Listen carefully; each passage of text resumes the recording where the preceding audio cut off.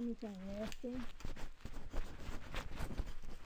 Meu nome é Almira, eu sou reikiana, tenho alguns cursos de alguns sistemas de reiki, tenho também o curso de cristal, de floral, e eu gostaria de convidar todos vocês para a gente estar fazendo decretos aqui nessa sala durante a semana, possivelmente às segundas-feiras, e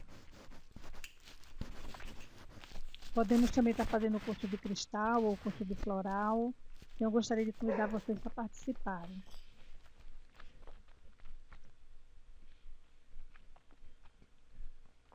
Hoje nós vamos conhecer um pouco sobre a Grande Fraternidade Branca, como surgiu, quais os movimentos que foram surgindo, as principais religiões que formam a Grande Fraternidade Branca, o Eu Sou, sua hierarquia, o lar espiritual dos mestres, o que é um raio, os sete principais raios de seus mestres, o que é ascensão, o que é ser um mestre, o que é um mestre ascensionado, a fraternidade dos guardiães da chama, o que é a chama da vida e um decreto.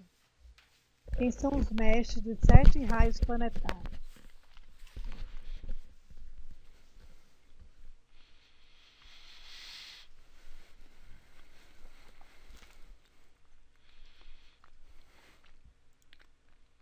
Como surgiu a Grande Fraternidade Branca? Há muitas e muitas eras, esteve a Terra prestes a ser condenada à completa dissolução devido às trevas geradas pela humanidade. Se isso viesse a acontecer, todos os seres do planeta ficariam órfãos e não poderiam continuar seu plano de evolução. Sanat Kumara, um ser de muita luz, intuito de salvar a Terra e num gesto de alto sacrifício, abandonou seu lar e a companhia de sua amada Vênus, e aqui se estabeleceu, dando início à irradiação do espírito da Grande Fraternidade Branca. Na Bíblia, Sanat Kumara aparece como Melquisedeque, rei de Salém e sacerdote do Deus Altíssimo. Os iniciados o chamavam Senhor do Mundo ou Ancião dos Dias. Muitos séculos se passaram até que ele conseguiu encontrar duas emanações de vida que concordaram em participar da fraternidade. Uma delas foi o próprio Lorde Gautama, o Buda, hoje Senhor do Mundo. O outro ser, hoje o Cristo Cósmico, ou Instrutor do Mundo, Lorde Maitreya, atualmente com o nome de Lorde Divino. Esta fraternidade cresceu no decorrer dos tempos. Todos os cargos foram preenchidos por seres da Terra já evoluídos ou por alguns outros que espontaneamente resolveram ficar no planeta a fim de cooperarem para o seu desenvolvimento. O que é a Fraternidade Branca? A Grande Fraternidade Branca é uma fraternidade que tradicionalmente atribui-se surgida no Antigo Egito. Durante o reinado do faraó Tutmés III, a Grande Fraternidade Branca reuniria em quadro os mais sábios de todo o Egito, também conhecidos como hierofantes ou sacerdotes, que tinham por objetivo estudar os mistérios místicos e esotéricos da vida.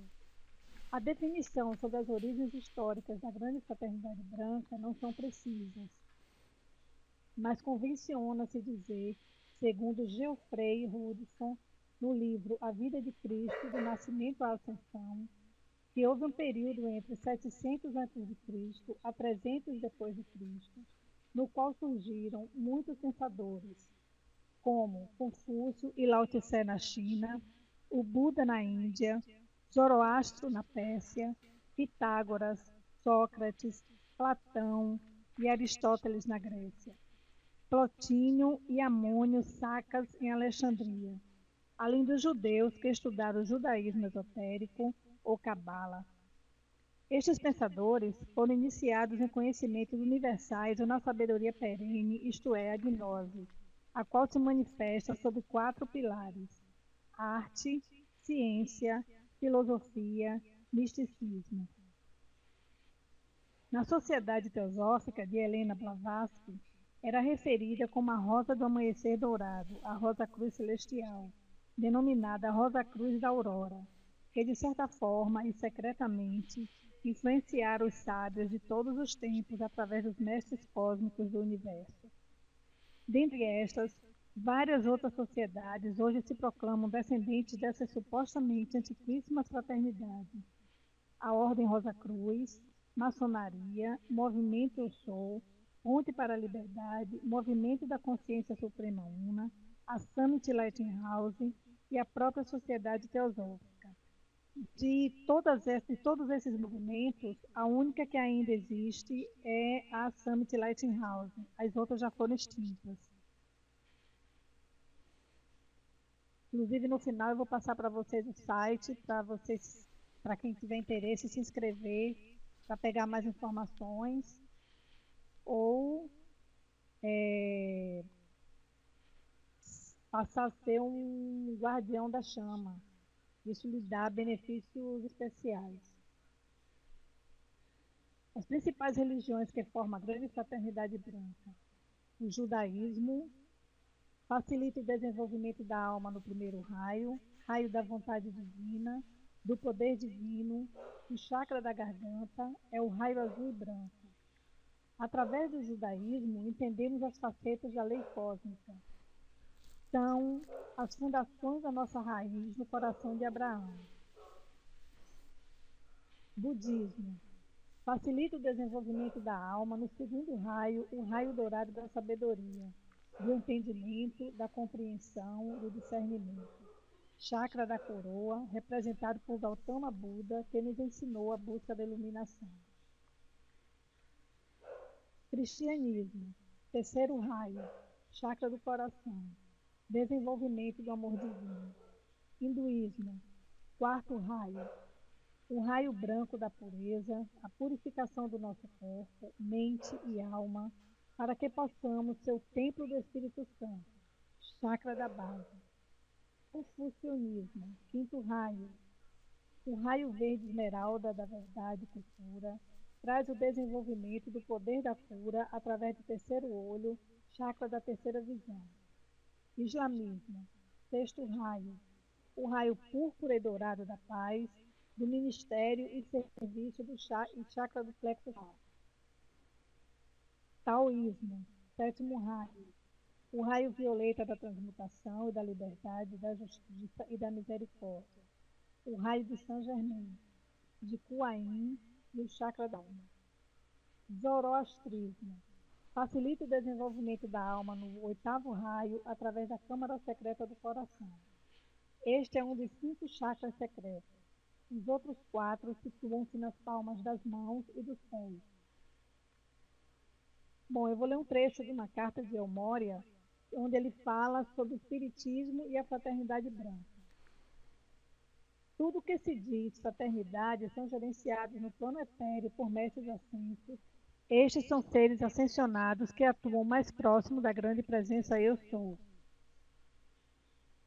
O Espiritismo foi o início, a base de estudo. Hoje, a fraternidade branca é um estudo científico e não religioso, assim como o Espiritismo. Seres de luzes, são como funcionários da grande presença Eu Sou. Francisco Cândido Xavier servia aos mestres ascensos.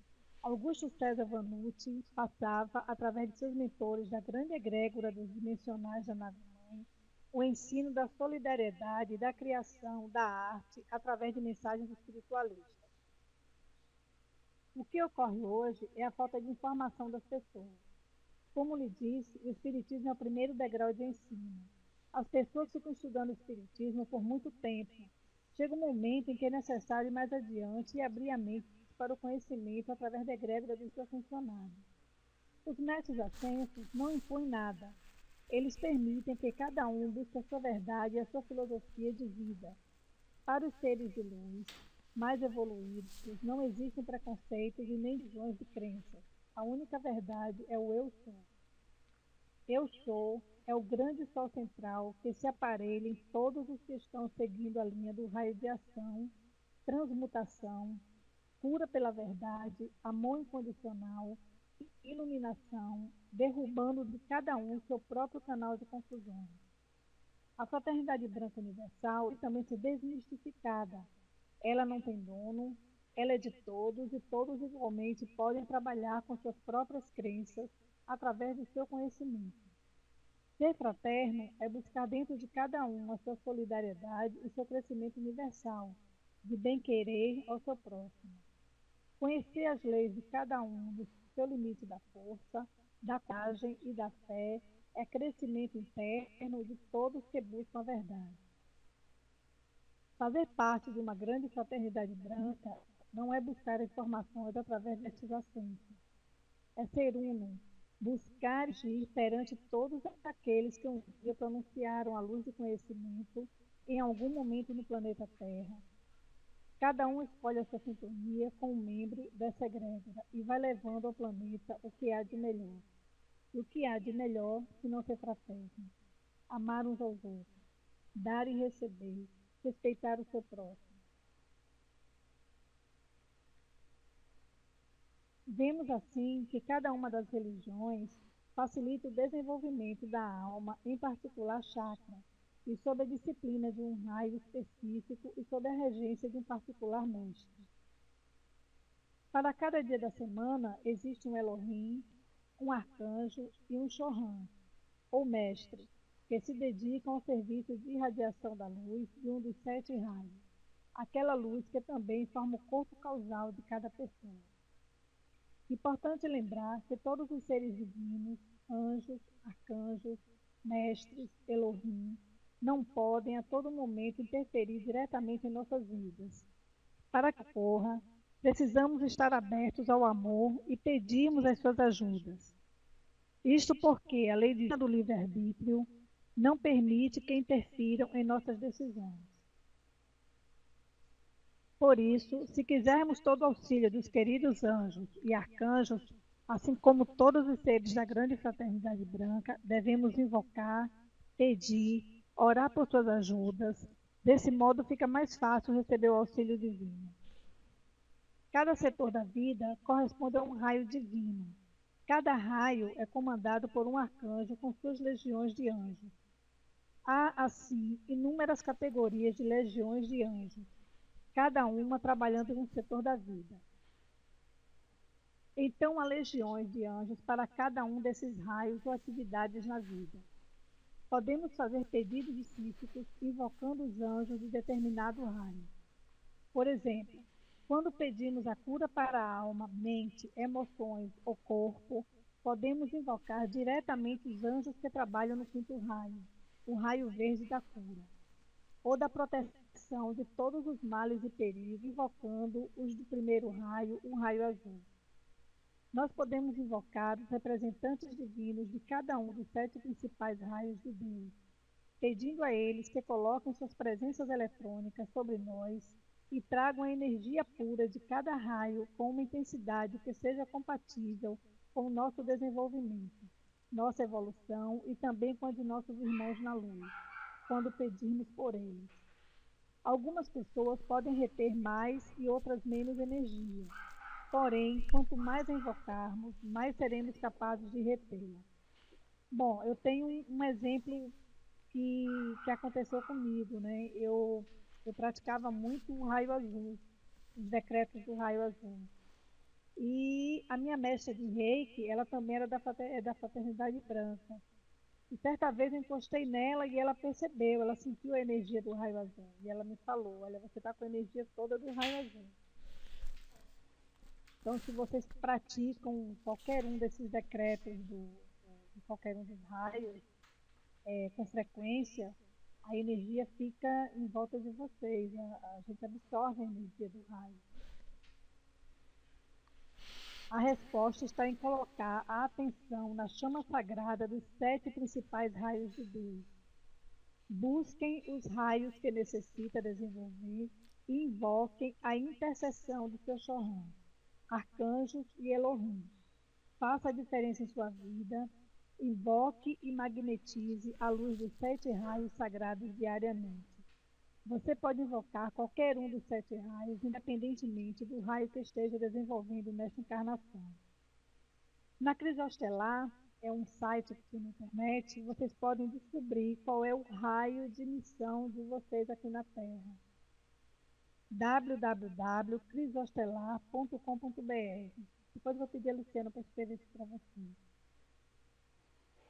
Fraternidade branca é o resultado da mistura das 7 cores do arco-íris, isto é, dos 7 raios. Lar espiritual dos mestres. Cada mestre possui um templo de irradiação para o planeta Terra, em um plano mais sutil chamado plano astral. Em outra dimensão, sobre alguns locais do nosso plano físico, são inúmeros os seres e anjos que trabalham em cada um desses raios. Imagine uma teia envolvendo o planeta irradiando uma imensa quantidade de luz. Fazendo isso, você pode ter uma ideia do que é um antacarana de luz. Todas as formas de vida, vegetal e animal, e até as auras dos próprios mestres estão conectadas por meio desses campos de força. Tudo isso forma um vasto e complexo padrão de filigranas de luz que nos interconectam. São centros de infinitas linhas de força. Cada retiro é um importante núcleo de energia, com um propósito específico de sustentar uma certa ação que se propaga por todo o corpo planetário para nutrir a vida e manter a ação do fogo sagrado. Podemos ir a qualquer retiro durante o descanso do nosso corpo físico, antes de irmos dormir, para nos sintonizarmos com a vibração do mestre que desejamos visitar. Podemos ler uma pérola ou um trecho de um livro que contenha um ensinamento ditado por ele. Devemos, então, pedir ao Arcanjo Miguel que nos leve até o retiro escolhido. Há também as universidades do Espírito, que segue uma tabela enviada a guardiães e perolistas. Ou seja, se você estiver inscrito na Summit, você vai estar recebendo as pérolas e vai estar recebendo essa tabela, as quais podemos frequentar para acelerar cada vez mais o nosso progresso espiritual. O que é um raio? Cada raio é uma emanação de luz do Cristo universal, concentrando dons e graças específicos e princípios de uso e da compreensão no logos que podem ser desenvolvidos pelo discípulo através do chamado da sua vida. Os raios da consciência de Deus podem ser projetados como numerosas qualidades de Deus, energias de amor, de sabedoria, de verdade, de cura, de poder e proteção. Existem 7 raios principais ou planetários dos mestres da grande fraternidade branca. Cada um de nós pertence a um desses raios cósmicos de acordo com a vibração que emanamos. Cada raio possui uma cor predominante ou vibração. Um mestre responsável, um arcanjo, um Elohim, algumas virtudes que podemos desenvolver ou potencializar fazendo os decretos correspondentes a cada raio. Corresponde a um dia da semana e possui uma música. Também corresponde a um chakra, tem cristais específicos e bijas mantras para meditação sobre o chakra. Os 7 raios e seu Chohan. Primeiro raio é o Moria, raio da vontade divina, dia da semana em que este raio é intensificado, terça-feira. Segundo raio, Mestre Lampo, raio da iluminação, é intensificado no domingo. Terceiro raio, Mestre Paulo Veneziano, no raio do amor, segunda-feira. Quarto raio, Mestre Serafis Bey, no raio da pureza, quarta-feira. Quinto raio, Mestre Hilarion, no raio da cura e da abundância, quarta-feira. Sexto raio, Mestra Nada, no raio da paz, quinta-feira. Sétimo raio, Mestre Saint Germain, no raio da liberdade, sábado. O Maha Chohan, o Grande Senhor, é líder dos 7 Chohans, ou mestres. É também um representante do Espírito Santo. A chama violeta é uma energia espiritual capaz de consumir vibrações negativas, libertando a energia divina aprisionada em nossos registros kármicos, em matrizes que construímos com base no mundo material. Quando essas energias aprisionadas em matrizes imperfeitas são libertadas, retornam à sua fonte original, ao nosso corpo causal. A chama violeta é o fogo do Espírito Santo que contém as qualidades do perdão, da misericórdia, da alquimia, da transmutação e da liberdade. O ensinamento sobre a chama violeta não é algo novo, criado recentemente.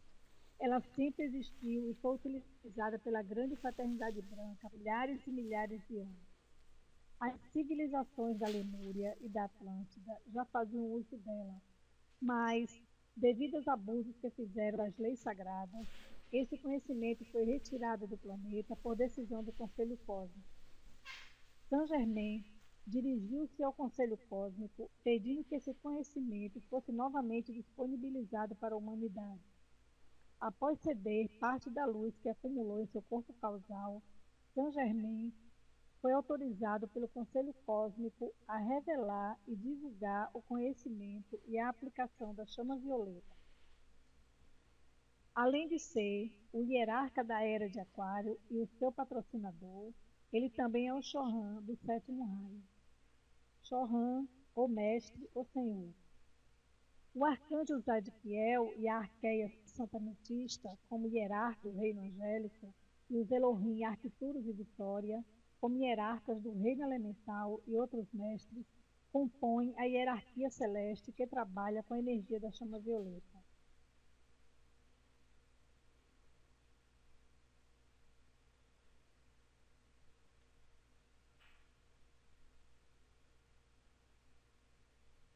O que é ascensão? Os mestres apresentam uma senda de evolução espiritual pela qual cada um pode desenvolver um relacionamento pessoal com Deus. Seus ensinamentos ajudam as pessoas a conectarem-se com Deus e adquirirem mestria pessoal pela autotranscendência e expansão da consciência. Eles preparam a alma passo a passo para manifestar seu potencial divino e alcançar a união com Deus. Esse processo, denominado ascensão, ocorre gradativamente conforme as pessoas aprendem a manifestar cada vez mais na vida diária as qualidades que formam sua natureza divina. Ao patrocinar a Fraternidade dos Guardiães da Chama, os mestres ascensos oferecem um mapa detalhado da trajetória espiritual da alma, ensinando as iniciações, os desafios e testes existentes em cada etapa e, sobretudo, como enfrentá-los com sucesso. Para a ascensão é necessário, primeiro, transmutar 51% do seu karma. Segundo, equilibrar a chama trina. Terceiro, alinhar os corpos inferiores, mental, emocional, etérico e físico. Quarto, conseguir mestria dos 7 raios, nos 7 raios. Quinto, transmutar o cinto eletrônico.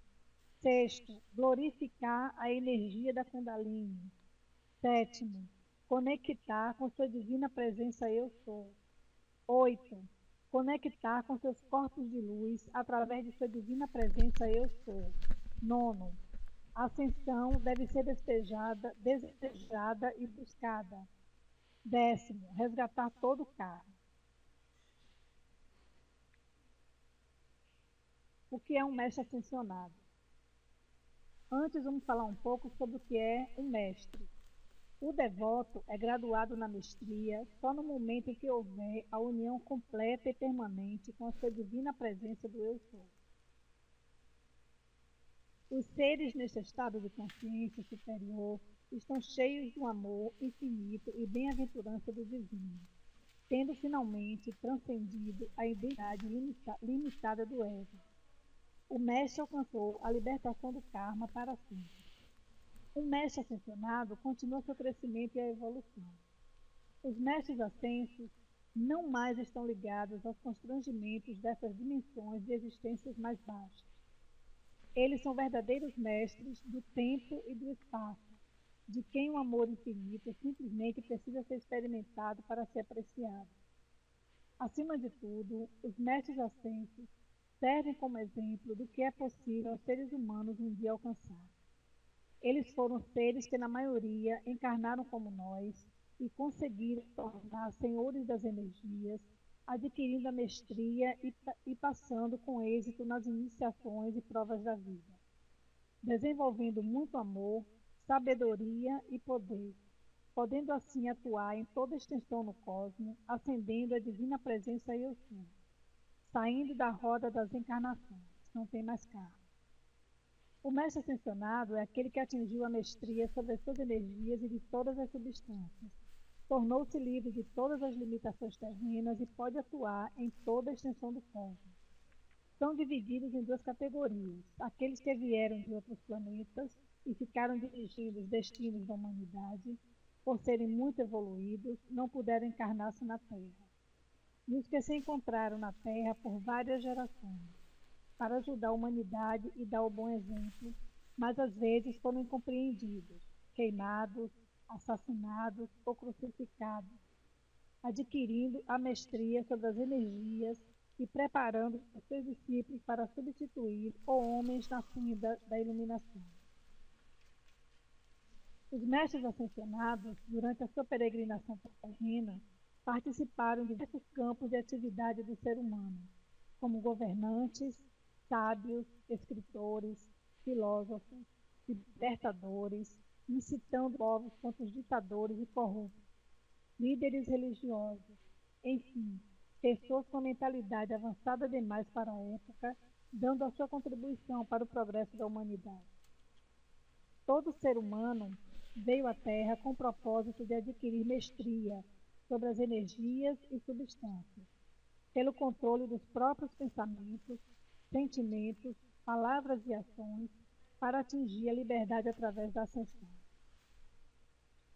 O indivíduo, para estar preparado para a ascensão, deve encarnar-se por no mínimo 7 vezes, adquirindo experiências sob a influência de cada um dos raios de luz, desenvolvendo em cada uma as virtudes características destes raios. Caso não fique preparado durante as 7 encarnações, numa atitude de muito amor, os iluminados concedem outras oportunidades. Atualmente, estamos vivendo momentos tão importantes na evolução do nosso planeta que, para renascer na Terra, é preciso muito mérito. Do contrário, seguirão para outros planetas menos evoluídos para desenvolverem-se, nos quais regem mais sofrimento. Estamos vivendo uma época em que as pessoas conscientes de suas responsabilidades devem pegar a sua senda evolutiva e caminhar a passos rápidos, sem perda de tempo. O mestre Serafim Bey, o mestre que domina um raio branco cristal, que possibilita a ascensão, nos explica que o indivíduo deve expurgar no mínimo 51% de seu karma durante a sua peregrinação terrena.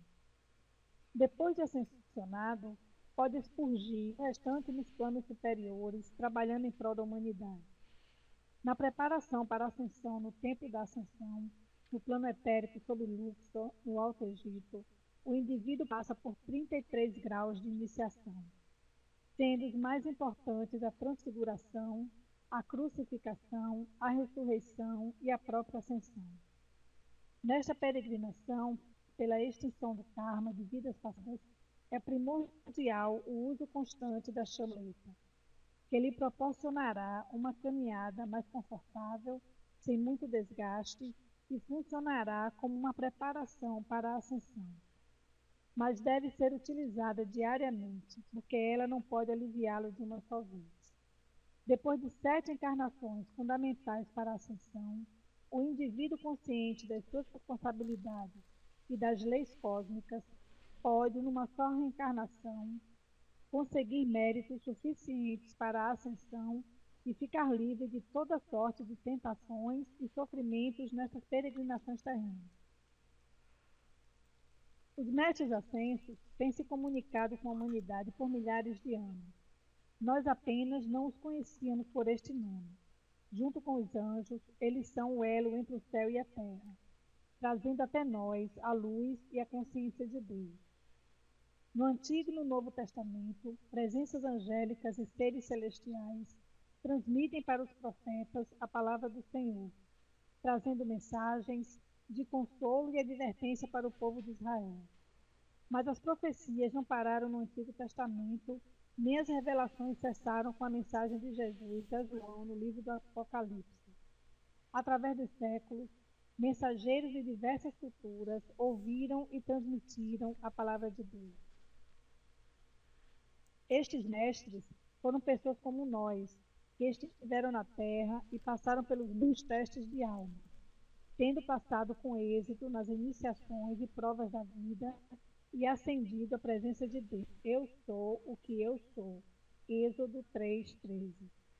Tal como aconteceu a Jesus quando foi levado aos céus do monte de Betânia, sabem com o que temos de lidar em nossa vida diária, como compassivos irmãos e irmãs mais velhos que venceram os testes da vida, querem nos ajudar a adquirir mestria na vida da terra e a retornar a Deus.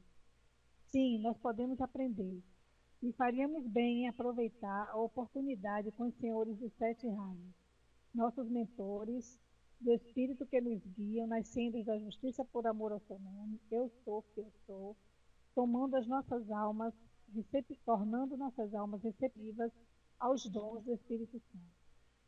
Assim, os mestres ascensionados da grande fraternidade branca são compostos de seres evoluídos, espíritos avançadíssimos, que, reunidos com uma fantástica hierarquia cósmica, protegem e orientam a humanidade há milênios. O que é a Fraternidade dos Guardiães da Chama? É uma ordem espiritual fundada em 1961 por Mark Lanello Prophet, sob o patrocínio do Mestre Ascenso Saint Germain. O propósito da fraternidade é dar aos membros uma retaguarda espiritual e oferecer ferramentas e ensinamentos práticos para guiá-los em segurança nessa jornada de elevação da alma. O que é a chama da vida? A chama da vida é um fogo espiritual localizado no interior do coração, em uma parte denominada, nos ensinamentos esotéricos, por câmara secreta do coração. Trata-se de um campo de força de grande luminosidade e poder, conhecido também como chama trina por sua coloração azul, amarela e rosa. É ali que está concentrada sua natureza divina. A chama da vida é o seu ponto de contato com Deus e com seu próprio eu superior. Ela concentra a energia que faz bater o seu coração, regula o fluxo respiratório, a atividade cerebral e o funcionamento de todos os órgãos. Do ponto de vista espiritual, é o núcleo da sua consciência cósmica e a marca registrada que o identifica como filho de Deus. É também a sede de todos os seus atributos nobres, como consciência, inteligência, intuição, amor e compreensão. Os mestres ascensos ensinam que quando a chama da vida é reconhecida e adorada diariamente por meio de meditações ou orações, esse fogo espiritual se expande. Como resultado, suas qualidades divinas se ampliam, acelerando o crescimento espiritual. Chohan é um termo usado com significado de senhor ou mestre. É um título a ser tratado com honra e respeito. Os 7 Chohans dos raios são especialistas na aplicação das qualidades do raio que presidem, pois atingiram essa mestria após muitas encarnações na Terra. Essa é a razão pela qual precisamos de seus ensinamentos para alcançar a mesma mestria e um dia nos tornarmos mestres e mestras ascensos. Arcanjos são hierarcas das hostes angélicas, posto mais elevado nas ordens dos anjos. São os capitães das hostes angélicas, anjo que passou com êxito em iniciações mais avançadas que o qualificam para comandar anjos menores e legiões angélicas. São em número de 7, 3 deles citados na Bíblia: Miguel, Rafael e Gabriel. Os serafins são uma ordem de anjos que concentra a chama da pureza e a consciência da pureza diante do trono de Deus. São anjos de uma enorme majestade e poder. Seu trabalho é cuidar, purificar e corrigir os nossos 4 corpos inferiores para a aceleração da nossa consciência e progresso espiritual. São descritos como tendo 6 asas. 2 cobrem o rosto perante a glória do Senhor, 2 cobrem os pés em reverência perante o Senhor e com 2 voam. Os querubins São membros de uma ordem de seres angélicos dedicados à expansão e proteção da chama do amor. Empunham a espada e o julgamento do raio rubi e do Espírito Santo. Ezequiel descreve-os como seres de 4 asas e 4 faces. Os anjos, mensageiros, é designação do encargo, não da natureza. Se perguntares pela designação da natureza, é um espírito. Se perguntares pelo encargo, é um anjo. Espírito por aquilo que é, e anjo por aquilo que faz. Elohims. Depoimento do Elohim Hércules na Confederação dos Mundos. Nós, os Elohim encarregados da criação da terra física, trabalhamos em número de 7. Somos 7 hierarquias, com um amplo séquito de colaboradores inteiramente dedicados ao ato divino da criação. Nós, Elohim, assim que anjos solares, existimos para criar. Enquanto os anjos solares constroem na dimensão astral, criando a alma do mundo, nós somos os construtores físicos. Formatamos tudo, elementos, metais, gases, pedras, corpos, estrelas, galáxias, tudo. Temos muito prazer em criar e por isso cantamos sempre no decorrer de nosso trabalho. São trilhões de vozes que se unem nos céus para materializar o projeto de vida que já passou pelos estágios mental e anímico, dando-lhes a consciência física. A criação da Terra foi um ato de amor e prazer. Os 7 poderosos Elohim e suas chamas gêmeas são os construtores da forma de tudo que vemos e têm sob a sua direção as 4 forças cósmicas, que detêm o domínio sobre os elementais, gnomos, salamandras, sílfides e ondinas. O que é um decreto? O primeiro decreto foi proferido por Deus: haja luz, e a luz se fez. A resposta no coração de Deus foi instantânea. O Logo saiu, assim, para a manifestação, como forma e consciência, expandindo-se no mar infinito do ser de Deus. Decreto ou mantra é a chave que liberta a luz do nosso corpo causal, fazendo com que desça e se manifeste fisicamente. Todos temos tesouros guardados no céu. As boas obras, o bom karma de existências anteriores, todo o nosso momento perfeito está ali, naquelas esferas do arco-íris de luz. Por exemplo, na esfera violeta está armazenado todo o momento de chama violeta que invocamos desde sempre, juntamente com todo o serviço e iniciações do 7º raio. O decreto é a mais poderosa das petições à divindade. É uma ordem proferida pelo Filho ou Filha de Deus, em nome da presença do Eu Sou e de Cristo, para que a vontade do Todo-Poderoso seja manifestada, assim embaixo como no alto. É o meio pelo qual o reino de Deus se torna realidade aqui e agora, através do poder da palavra falada. Pode ser curto ou longo, e é habitualmente acompanhado de um preâmbulo formal e de uma invocação ou aceitação. Os decretos atraem o descanso de luz, a atenção de um ser divino, a assistência da legião angélica e dévica, equilibram o mau uso da palavra falada através do uso construtivo do verbo divino em ação, direcionam as correspondentes virtudes ou dádivas para a pessoa, situação, lugar ou coisa, elevam a frequência vibratória dos átomos, ajudam a consciência externa a focalizar a atenção na solução do problema, mantêm o ritmo e clareza das demandas de luz.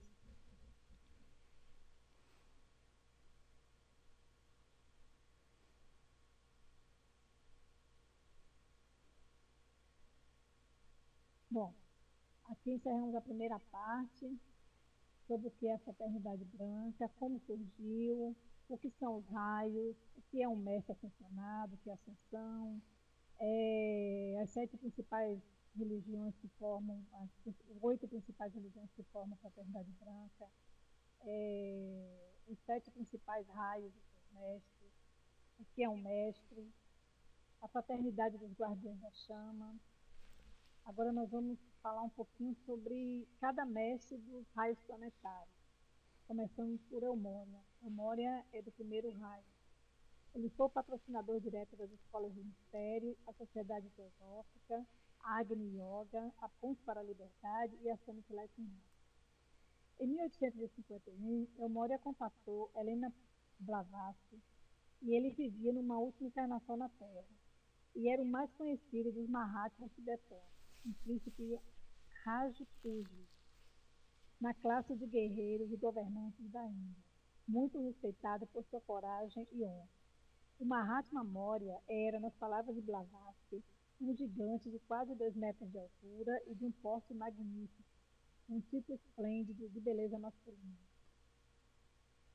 Em suas encarnações mais importantes, Elmore atuou sempre mostrando sua fidelidade à vontade divina. Ele foi Abraão, o senhor da era de Áries, e viveu cerca de 175 anos. Ele trouxe para a humanidade o raio azul do poder divino. Abraão foi o progenitor das 12 tribos de Israel. Cada um dos filhos de Deus encarnados na terra pertence a uma destas 12 tribos de Israel, descendendo, portanto, diretamente da linhagem de Abraão. O nome Abraão significa pai ou líder de muitos. Mória foi Melquior, um dos 3 reis magos, a recepcionar a vinda da manifestação do Cristo em Jesus. Ele foi o rei Arthur da Inglaterra, onde convocou a corte de Camelot para buscar o Santo Graal e alcançar, através da iniciação, os mistérios interiores de Cristo. Historiadores contam que Arthur teria vencido 12 batalhas contra os saxões, sendo a mais gloriosa a de Badon Hill. Durante séculos, a história de Arthur e seus cavaleiros da Tábua Redonda foi contada por toda a Europa e ainda nos dias de hoje pelo mundo afora, levando a mensagem da união em busca da verdade. Elmória foi Thomas Becket e também Thomas More, onde defendeu a fé e a verdade, discordando do rei Henrique II, segundo e oitavo, destas 2 encarnações. No século XVI, Elmória nasceu no Oriente como o maior dos imperadores mongol, o grande Akbar, Jalal-ud-Din Mohammed Akbar, o Grande. Nasceu em 15 de junho de 1542 em Agra e faleceu em 13 de outubro de 1605.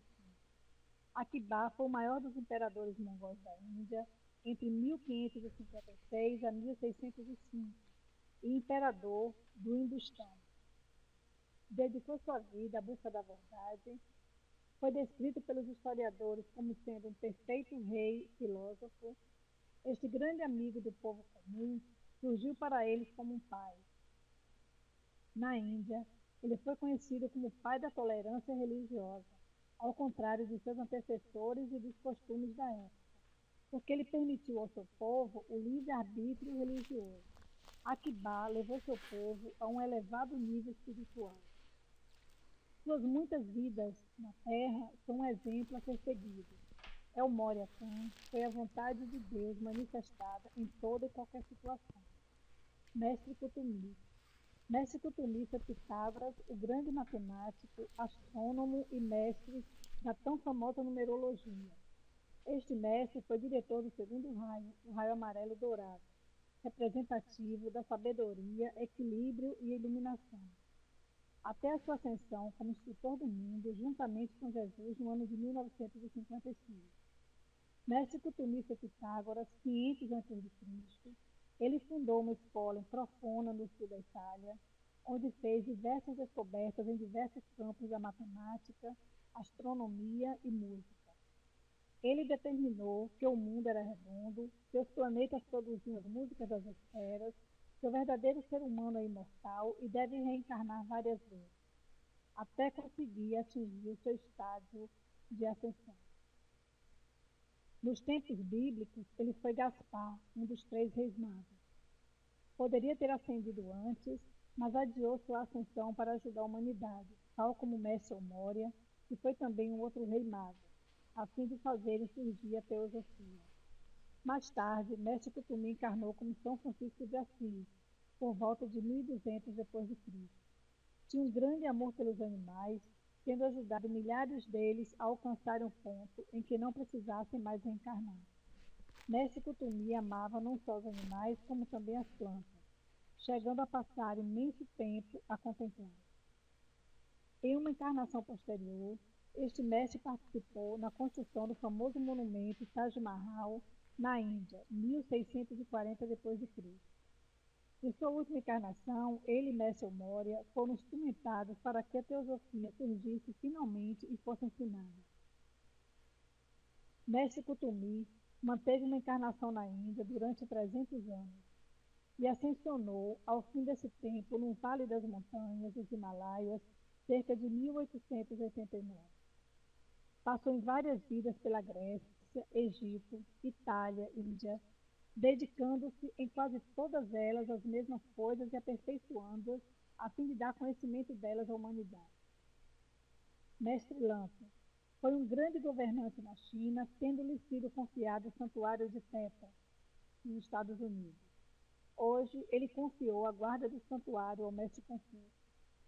Mestre Lança trouxe ao mundo uma dose extra de devoção à vida e, quando invocado, auxilia no despertar dos seres.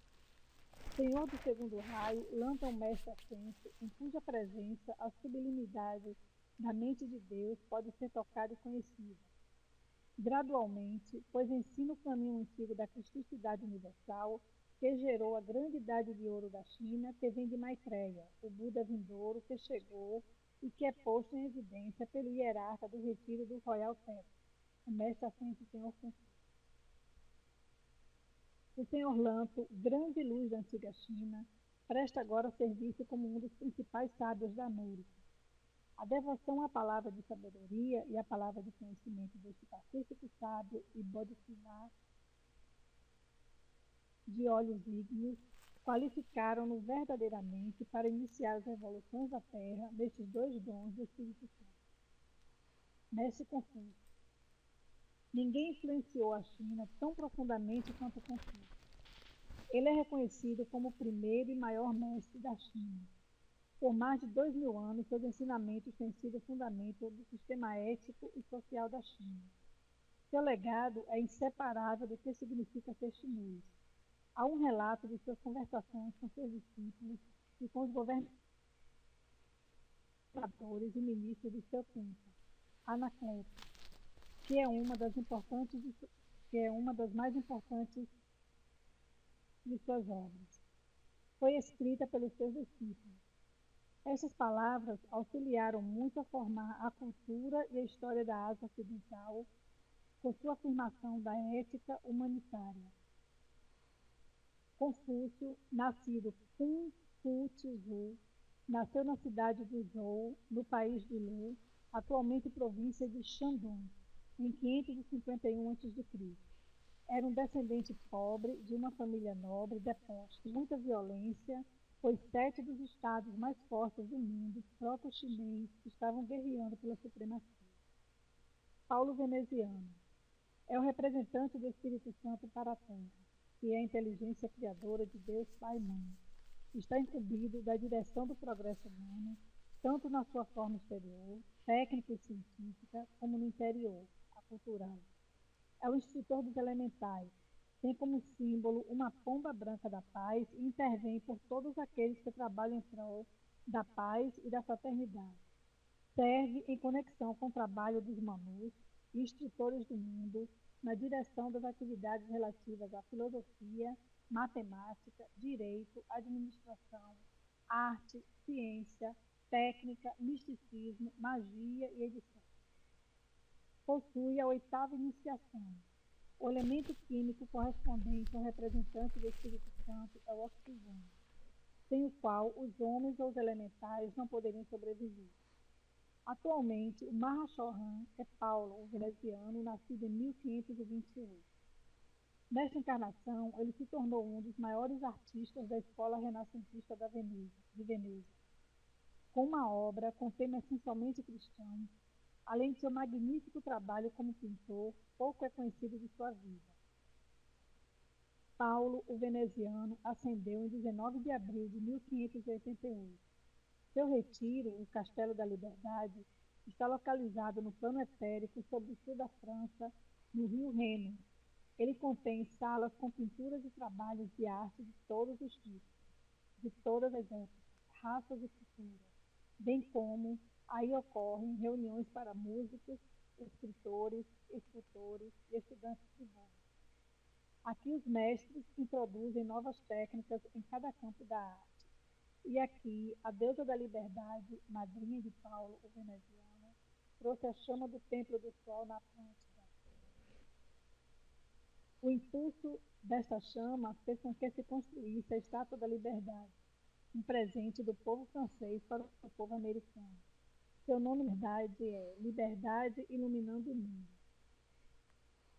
Em outras encarnações, ele viveu na Lemúria e na Atlântida, e encarnou em tempos de grandes mudanças no planeta. Esteve encarregado de grandes tempos espirituais. No governo da Atlântida, ele serviu como chefe dos assuntos culturais e entendia a avançada tecnologia dos tempos, carregando consigo as sementes dos segredos da beleza e da arte. Ele usava a joia da Atlântida, uma estrela que simbolizava sua conexão com a vastidão do universo. Foi um portador da luz, e quando a Atlântida submergiu, ele conduziu uma tribo para Israel. Foi um artista no Império Inca e um mestre egípcio da arquitetura esotérica.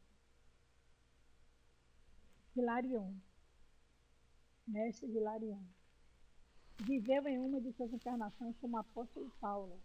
Na condição de São Paulo, ele recebeu os ensinamentos da lei diretamente de Gamaliel, o maior erudito que já existiu. Ele se destacou mais que Josefo ou alguns dos outros eruditos da época de Jesus, e até algum tempo depois. Gamaliel realmente conhecia a lei, e Paulo se gabava de ter sido ensinado aos pés de Gamaliel, o maior erudito da lei naquele tempo. O mestre ascenso Hilarion é o Chohan do quinto raio. Ele representa as qualidades de cura, integridade, música, ciência e visão espiritual, o terceiro olho. Seu retiro é na oitava etérica acima de Creta, Grécia. No seu retiro, Hilarion nos ensina o dom da cura. O Paulo escreveu cartas e proferiu sermões por toda a Ásia Menor e Mediterrâneo durante 30 anos. Além disso, ele também recebia ensinamentos interiores de Jesus Cristo no retiro de Jesus sobre a Arábia, no plano etérico. Para lá foi levado durante os 3 anos que passou na Arábia. Como sabemos, Paulo foi um perseguidor dos cristãos e consentiu o apedrejamento de Santo Estevão, o primeiro mártir cristão. Devido ao karma que cometeu promovendo o assassinato, ele precisou reencarnar novamente para poder equilibrar aquele karma. Desta forma, apesar de seu martírio, não ascendeu no final de sua vida grandiosa como apóstolo. Santo Hilarion, posteriormente São Paulo, reencarnou como Santo Hilarion, que desencarnou por volta do ano de 371 d.C. Hilarion foi um grande santo. Ele era um eremita e realizou curas durante toda a sua vida. Completou a missão do apóstolo Paulo quase no anonimato.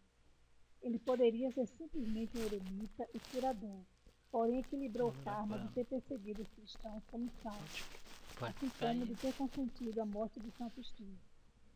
Antes de se realizar curas, ele passou 20 anos no deserto preparando-se para sua missão. Expulsava espíritos malignos e chegou a curar milhares de pessoas. Nunca o deixavam sozinho. Atravessavam o deserto e o mar para estar junto dele. É fascinante ouvir como Jesus o amou, revestindo-o com seu manto de cura. No final dessa vida, 371 d.C., Hilarion ascendeu. As histórias narradas sobre Hilarion e o apóstolo Paulo no livro Senhores dos Santos Raios são para aqueles que estão envolvidos com alguma forma de cura, além de ser muito inspiradoras e esclarecedoras no que diz respeito aos rituais do exorcismo praticados por ambos. Serafis Bey. Serafis Bey foi Leônidas, o rei espartano, para provar o que se pode conseguir por meio da disciplina. Em outra encarnação foi Fídias, o construtor de Pártano. Nesta nada, era uma das divindades protetoras do planeta Vênus, que veio como voluntária juntamente com Sanat Kumara, para servir no grande plano de ascensão espiritual terrestre. Ela passou por várias encarnações neste planeta, onde enfrentou muitos desafios, aperfeiçoou-se na bondade e no amor. Seu templo é o Templo Rubi da Cura, no espaço etérico sobre a Arábia Saudita, de onde ela sustenta os atributos do sexto raio: devoção, compaixão, misericórdia, idealismo, sacerdócio e cura. Numa de suas experiências terrestres, em Atlântida, foi sacerdotisa no Templo do Amor e advogada das crianças e dos injustiçados. Houve também uma passagem pela Mesopotâmia, na qual pertencia a uma família abastada e tinha duas irmãs de grande talento artístico para a dança e o canto. Diante de irmãs tão admiradas, a pequena Nada sentiu-se inferior. Foi então que surgiu em sua vida a mestra Caridade, que a ensinou a amar e admirar as irmãs e a meditar em favor delas. Foi difícil para Nada manter-se em oração ainda criança, mas como resultado de sua doação, as moças transformaram-se em expoentes das artes, ela própria atendeu sob incomensurável amor e passou a ter uma vida de entrega ao plano divino. Serviu no templo da Ascensão em Luxor, no Egito, onde passou para a liberdade eterna sob a direção do mestre Serafis Bey, Chorrão do Quarto Raio. Atuou também em vários grupos místicos religiosos no período da primeira grande dispensação crística, época de Jesus e logo após. Muito ligado ao cristianismo, seguiu erguendo focos de irradiação do amor incondicional em comunidades, cidades e nações. São Germain, Santo Irmão São José. São Germain foi o pai físico de Jesus, o representante do Filho de Deus, e também é pai de todos os filhos e filhas de Deus que trilham o caminho de Cristo na terra. O anseio de sua alma tem sido libertar a humanidade da opressão, da injustiça, da ignorância, da dor, da maldade, do ego e de tudo que aprisiona a alma. Este sempre foi o marco de sua luta e serviço em todas as suas encarnações, atuando nas mais diferentes áreas, sempre elevando a bandeira da liberdade. Ao longo de suas muitas vidas na Terra, São Germain elevou sua consciência, aprimorando e desenvolvendo e devolvendo as qualidades do sétimo raio de energia cósmica que são liberdade, justiça, alquimia, transmutação, profecia, rejuvenescimento, oportunidade e perdão. Ele foi imperador de uma era de ouro, que existiu há mais de 50.000 anos aqui na Terra. Governava seu povo com justiça, sabedoria e amor. Seus súditos estavam plenamente conscientes de serem uma extensão do Deus Altíssimo e da presença individualizada "Eu sou o que eu sou", habitando em seus próprios corações. São Germain encarnou em 1005 a.C. como Samuel, profeta e mensageiro de Deus. Ele veio exortar os israelitas a se voltarem totalmente para Deus, a fim de serem libertados do domínio dos filisteus. São Germain encarnou no século III como Santo Albano, mártir da Igreja Católica. Albano era um soldado romano que foi convertido num sacerdote fugitivo, a quem ele escondeu. Isto lhe custou a vida, foi condenado à execução. São Germain, como Santo Albano, salvou a vida de um sacerdote. Nós podemos salvar a vida de muita gente fazendo invocações a São Miguel, o grande e poderoso protetor. Em 410 a.C., São Germain encarnou como Pródolos, filósofo grego que ensinou a senda do individualismo. Isto era uma preparação para a humanidade entender a individualização da chama de Deus. No século V, ele veio como Merlin, o grande alquimista, o velho mago que conhecia a juventude eterna. Ele libertava o povo da ignorância e superstição. Ao lado do rei Arthur, ele aconselha, orientava a unificação da Inglaterra sofrida e abalada por tantos invasores. No século XIII, São Germain encarnou novamente na Inglaterra como filósofo, monge, profeta, cientista e alquimista Roger Bacon. Ele estabeleceu o método experimental que veio trazer grande desenvolvimento na ciência. Provocava e incitava os cientistas de sua época a se tornarem mais abertos. Nesta vida, ele veio trazer luz na área científica. lançou bases para desenvolvimento posterior. Iniciou projetos aos quais viria a dar continuidade. Saint-Germain renasceu na Inglaterra em 1561 como Francis Bacon, considerado a mente mais brilhante do último milênio, juntamente com outro grande gênio, o Conde de Saint-Germain, que na verdade são a mesma alma, surgindo na Terra em épocas diferentes. Nesta